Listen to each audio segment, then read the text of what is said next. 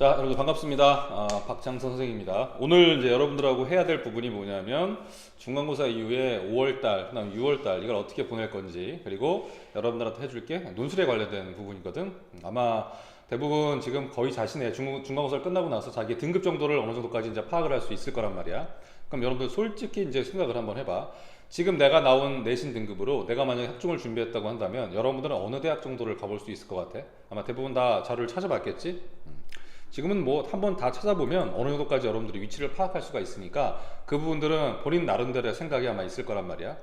근데 여러분들한테 선생님이 지금 얘기해 줄 부분은 뭐냐면 미처 내가 생각하지 못했던 부분들, 그런 부분들을 좀 찍어 줄 테니까 잘 한번 생각을 한번 해보고, 내가 이런 부분을 몰랐구나, 미처 내가 몰랐던 부분들은 이런 부분이구나 라는 것을 알아보고 마치 거기 관련해서 대안도 한번 생각해 보면 더 좋을 것 같아. 자, 한번 볼까? 수시로 가야 되겠지. 그러면 이거부터 한번 우리 같이 한번 생각을 해봅시다. 서울에 있는 학교들은 어떨까? 지금 23.6% 여기 보이지? 그 다음에 논술 전형 같은 경우 3.7%밖에 안 되지? 누구나 다 알고 있어. 3.7%밖에 안 된다라고 하는 거에 근데 여러분들 함정이 있어. 여러분들이 제일 가고 싶어 하는 서울의 12개, 13개 정도의 대학, 서울의 상위 10개 정도의 대학 같은 경우는 논술 이 3.7%가 3.7%가 아니야. 여기 23.6%지? 그러니까 서울에 있는 학교들은 학생부 종합 전형의 비중하고 논술 전형의 비중하고 거의 똑같다라고 봐주면 된다. 근데 대부분은 다 그렇게 생각을 안 하지. 논술 뭐 별로 할 거 없어, 논술에 대한 비중은 너무 작은데, 이렇게 생각을 할 거란 얘기야. 근데 전혀 그렇지가 않아.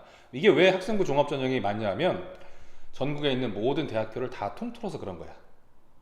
그러니까 알겠지? 그러니까 지방에 있는 학교들 뭐 거의 대부분 다 학종으로 아니면은 학생부 교과로 대부분 학생들을 선발하는 그런 대학까지 다 포함이 되어 있기 때문에 이 비중이 되게 커 보인다는 얘기지. 근데 서울에 있는 학교들은 그렇지가 않다. 그래서 여러분들이 몰랐던 거는 3.7%가 아니라 훨씬 더 높은 비중으로 20% 가까이, 그러니까 학생부 종합 전형하고 논술 전형의 비중하고 수시 비중에서 똑같다라고 봐주면 여러분들이 뭐가 아니다? 틀린 말이 아니다. 알겠지? 그렇게 생각을 해줘야 돼. 그 정도 비중으로 여러분들이 접근해 주는 게 맞다고 하는 거지. 그럼 여러분들의 내신 점수는 얼마야? 자, 이거 한번 볼래? 여러분들의 내신 점수에서 갈 수 있는 학교의 비중을 한번 생각을 해보면 답이 딱 나오게 되거든. 자, 이거 보이지? 내가 만약에 이 정도의 등급에 해당되지 않는다고 한다면 이 학교를 쓰기가 어렵다는 거지. 물론 쓸 수 있지. 근데 붙느냐 안 붙느냐, 거의 안 붙을 가능성이 그만큼 많다는 거야. 알지? 그러면 우리는 뭐 해야 돼? 뭔가 대안을 마련해야 될 거 아니야.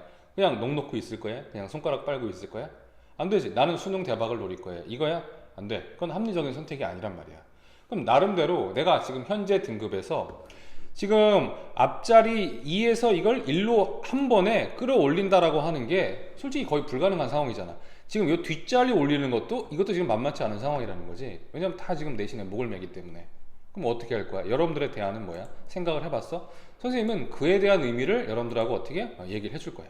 자, 그럼 봐봐. 매년 이제 학생부 종합 전형에 대한 부분이 끝나거나 논술 전형이 끝나면 수시가 끝나게 되면 정시야 뭐 정시 나름대로 가는 거고, 논술 전형에 합격한 학생들이 수십 명씩 나와. 선생님의 강의를 듣는 학생들이. 그럼 이제 그 학생을 대상으로 해서 이제 뭘 하냐면 장학금을 선생님이 주는 제도를 쭉 했었거든. 이거 한 거의 6년, 7년 가까이 쭉 했었어. 그러면 이 친구들의 내신이 지방에 있는 학생들이 거의 대부분이야. 왜냐면 어디 가서 제대로 된 첨삭을 받을 것도 아니고 논술을 어떻게 쓰는 건지 배울 것도 아니고, 그러니까 대부분 다 학생부 종합전형을 가긴 하는데 그 중에 그래도 생각이 있는 학생들은, 내가 서울에 있는 상위권 학교를 가겠다라고 하는 학생들은 거의 대부분 다 선생님의 강의를 많이 논술 전형으로 들었지. 그럼 합격생이 나와. 그리고 충실하게 선생님이 하라는 대로 어떻게 해줘? 연습을 쭉 해주게 되면 그만큼 좋은 답안을 쓸 수 있고 합격 가능한 답안을 쓸 수 있는 가능성이 그만큼 높다는 거지. 자, 이거는 아까 얘기했던 그 비중의 등급에 대해서 조금 더 세부적으로 나눈 값인데, 이것도 거의 볼 필요가 없어. 거의 다 비슷하다고 봐주면 돼. 이거는 거의 예외가 없기 때문에 학생부 교과 지원, 학생부 종합 전형에서 내신이 어느 정도 되는 학생들이 어느 정도까지 합격을 하느냐, 예외는 조금 있지만 거의 대부분 이 정도의 비중으로 내신이 큰 비중을 차지한다고 하는 거야. 그럼 나머지 내가 이 등급에 해당되지 않는다고 한다면 여러분들은 과연 어딜 갈 거냐는 거지. 그래서 여러분들한테 선생님들이 제안을 주는 거야. 자, 5월달이 지났다고 한다면, 중간고사가 지났다고 한다면, 내가 만약에 뭔가 다른 어떤 대안이 없다고 한다면 여러분들은 반드시 뭐 해야 된다? 논술을 해줘야 된다. 적성도 있지. 근데 적성보다는 상위권 대학을 논술이 보니까 내가 만약에 상위권 대학을 노리고 그다음에 어느 정도까지 내가 글을 쓸 수 있고 본인이 내가 생각이 된다고 한다면 논술의 기출 문제를 보니까 어느 정도까지 할 수 있다고 한다면 반드시 뭐 해라? 논술을 준비해줘라. 자, 이거 보기 쉽게 선생님 표를 하나 준비를 했거든. 재수생이 이때 들어오기 시작하지. 그리고 반수생이 이때 들어오기 시작할 거란 말이야. 그러니까 여러분들의 지금 수능에 모의평가에 6월달에 이제 모평 볼 거 아니야. 그럼 6월달 모평의 등급은 지금 등급이 아니라 훨씬 더 떨어질 수 있다고 하는 거지. 왜냐하면 지금까지는 누가 안 들어왔어? 재수생과 삼수생이 안 들어왔기 때문이야. 자, 그럼 이제 논술 어떻게 준비해야 되는지 그거 간단하게 얘기해주고 여러분들 끝낼게. 자, 봐봐. 도대체 우리는 뭘 준비해야 되고 논술이라고 하는 게 어떻게 해야 되는 거냐. 시립대학교가 냈던 2017년도의 문제를 볼까? 자, 뭔가 표가 하나 나오지. 인문계 문제야. 그럼 이 표에 대한 얘기와 이 제시문에 나와 있는 내용을 여러분들이 소화하고 이해해야 돼. 왜냐하면 논술은 뭐에 대한 걸 바탕으로 해서 뭘 써라. 여러분들한테 직접적으로 지식을 묻지 않고 제시문에 나와 있는 지식과 개념을 활용해서 논술을 쓰라고 하거든. 자, 그 다음에 2014년도 한양대 2010년도 문제를 한번 볼까? 가만히 봐봐. 똑같지? 그치? 시간이 얼마 없지만 조금 더 여러분들이 시간을 낸다고 한다면 이렇게 동일한 제시문과 동일한 개념과 동일한 유형은 어떻게 된다? 계속해서 반복된다는 거야. 그러니까 여러분들은 그거에 맞춰갖고 어떻게 해주면 돼? 준비를 해주면 돼. 선생님이 또 한 가지 하나 준비했어.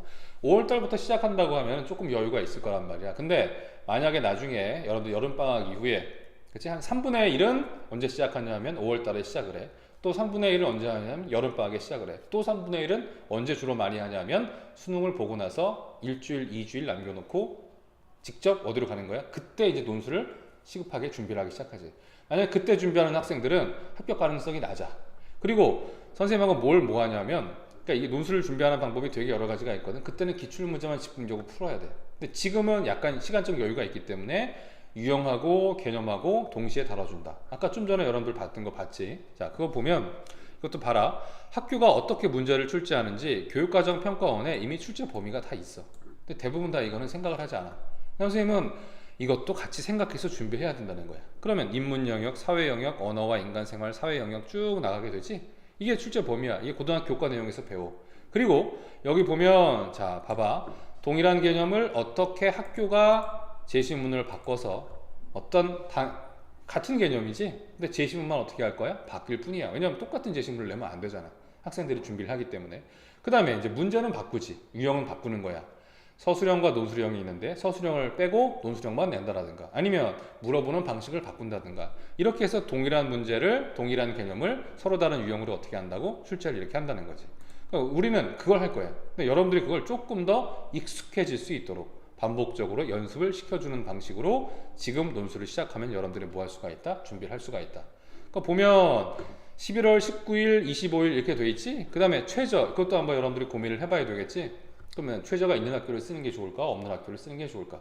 최저가 있는 학교를 쓰는 게 경쟁률도 낮고 합격 가능성도 훨씬 더 커. 그 다음에 수시 1차를 쓰는 게 좋을까? 2차를 쓰는 게 좋을까? 여기에도 다양한 고려사항이 있으니까 경우의 수를 따져봐야 된다는 얘기지. 근데 딱 큰 기준으로 잡으면 수시 1차는 수능 이전에 보는 거야. 그럼 메인 학교는 어디냐면 건대야. 그럼 건대 정도를 내가 논술로 뚫을 수 있을까? 내가 만약 6등급, 7등급이라고 하는데 서울에 있는 상위권 학교를 쓰고 싶어. 그럼 여러분들은 건대를 써.